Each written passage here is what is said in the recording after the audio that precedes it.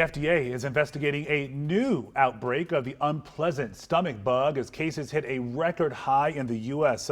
So far, they've identified 72 people who have gotten sick, but the agency hasn't said where the cases are and they haven't identified a source. Right. So if you're processing this, this is one case, but then there's the other cases that we've been telling you about with all the people who are affected in D.C., Maryland, and Virginia, and around the country. Sarah Robinson joins us now to explain what this latest outbreak from this parasite means.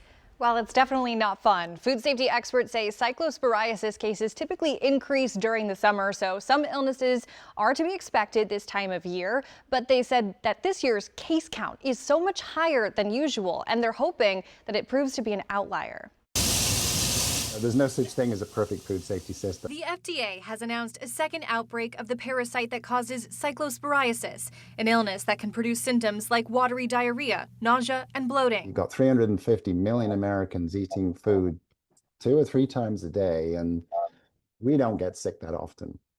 When we do, it becomes an issue, it becomes a highlight, and it does illustrate opportunities for improvement. Food safety expert Dr. David Atchison says cyclospora is not uncommon, and unlike E. coli or salmonella, it can be much harder to trace because of its long incubation period.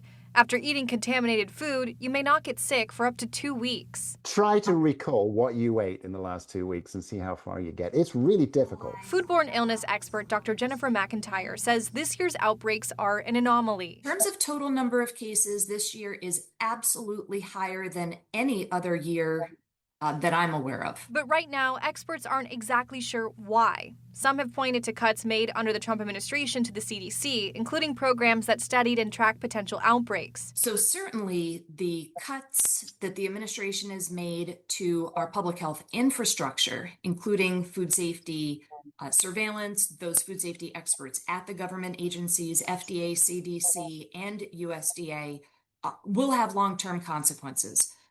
But I don't think that they are directly responsible for these outbreaks in the cases that we're seeing now. While we don't know the states affected by this new outbreak, we do know people in our area were hit by the parasite from the initial set of cases.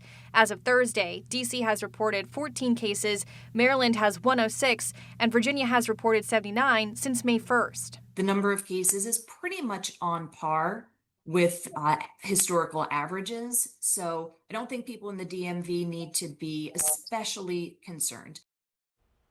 Now, experts also tell me that if you buy pre-washed produce, you should probably still wash it again and make sure you are thoroughly washing all of your cutting boards and knives. Back to you. Yeah, a reminder that it takes action to keep your food safe, and we've got to do our part too.